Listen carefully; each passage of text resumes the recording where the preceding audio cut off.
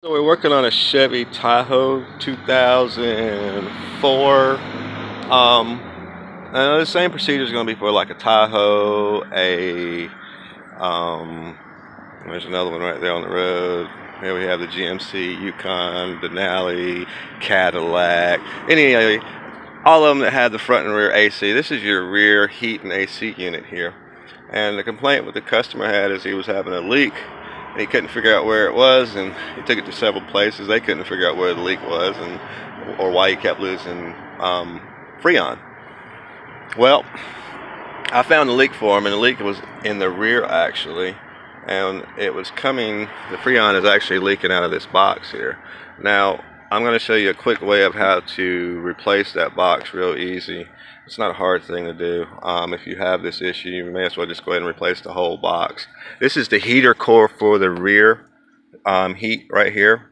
And so you'll have coolant that goes into that, circulate through and come out. Of course, that's the fan for the unit that blows air across the heater core. On the inside of the unit, you can't see right now unless you take it apart, is the AC condenser for the air conditioner part. So that's inside there.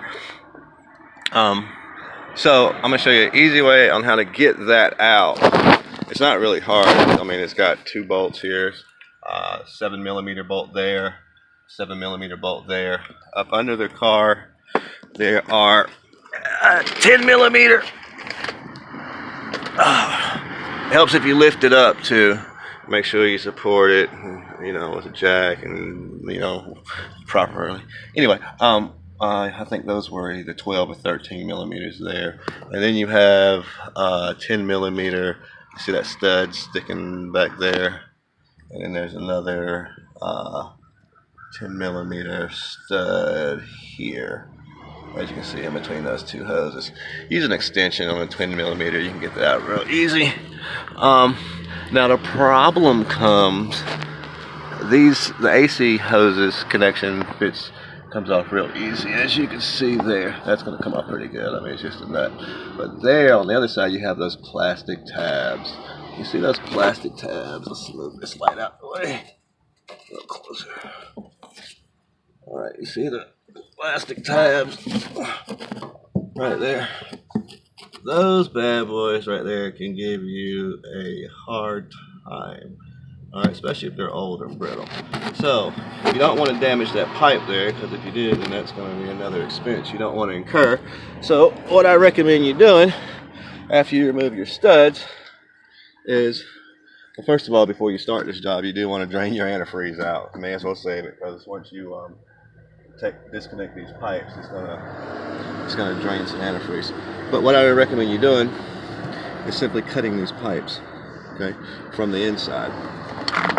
I've got a sawzall that I'm going to get down in there and cut that pipe, or I might cut it right here, anywhere, and then I can drop that pipe down out the way.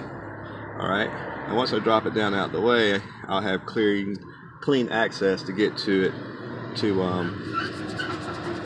get those plastic tabs loose. You don't want to damage those, because those are going to go on the replacement part here.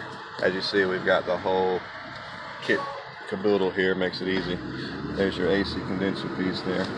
You can see there's the mounting stud, a little mounting bracket there, a little drain plug. If you want to make sure you don't have any issues as far as it clogging up, go ahead and take that little piece off right there. You see how that gets built up in there? What this is the drain for your air conditioner, and if it doesn't drain out good, you might start smelling like a moldy, sour smell in your car. So go ahead and take that drain off. I mean, I doubt anything's going to crawl up in the car or anything like that. So, I mean, that's what that's for, to keep insects and stuff like that from going back up in there. But, for the risk of it smelling in your car and what it takes to get this thing off, I would say go ahead and take that little tab off. It'll greatly help you. All right, so then there's a mounting stud there. The other stud is, I believe, right there. Yeah, it goes right there. That came out whenever we were taking the other one apart. Alright, so we'll get that stuff taken out, and I'll show you what that looks like. And also go ahead and disconnect your wire connections there. Then there's one right there. And you'll notice it's already shaking right there. So once you get it out, once you get this out, these out the way, you'll lift up from the bottom and you'll pull from the bottom, and that'll disconnect that up there in the front. All right, give me just a second and we'll get this thing loose. All right, so we got our bottom bolts out now, as you can see. Those two studs, the one stud that came loose, you see right there, but that's all right. See that stud, it came loose from the box, but it's all good. We'll just use that stud on the new box. All right, you see your AC connections down there. Those bolts that hold the AC connections are 13 millimeter. Now, you can raise it up, you can raise the box up and shift it back a little bit so that the flange will rest right there on the lip. Now you have good space so that you can reach in there with your saw and you can just cut those bad boys loose.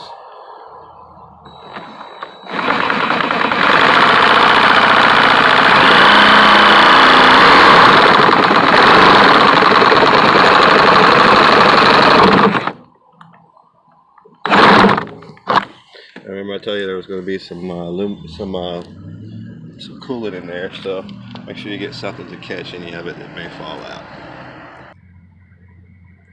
Alright, as you see, we got a little cut. We're going to let a nice little cut in there now. Let's let that bad boy drain. You got your catch container down there. We already drained this vehicle, so there shouldn't be that much in there, just a few drips. I'm going to go ahead and put this camera down and finish cutting that away so we can finish the video. Alright, now we have both of those cut away. Once we can lift that box, I like to cut those away first, just in case there's any so the antifreeze will drain in case there is any coolant. As you can see, we didn't get much coolant out of it. But also by cutting the coolant lines first, that'll help you avoid getting fragments into your AC coolant lines. So once all that drains out, then I'll go ahead and disconnect the AC lines. Once all the antifreeze drains out, I don't want the two to mix, and we'll give that time to drain out. Once you disconnect those two bolts right there, you can basically just lift the whole box up.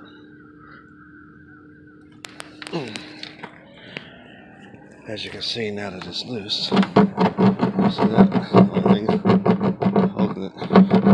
That's the lower part. Alright, so we're going to go ahead and disconnect that and take this bad boy up out of there. Alright, so now we have the lower connections disconnected. Also, be careful before you disconnect those. Make sure you drain all the freon out of it. That is a high pressure connection under there, and if you don't drain the freon, you will get quite a surprise once you disconnect those two nuts.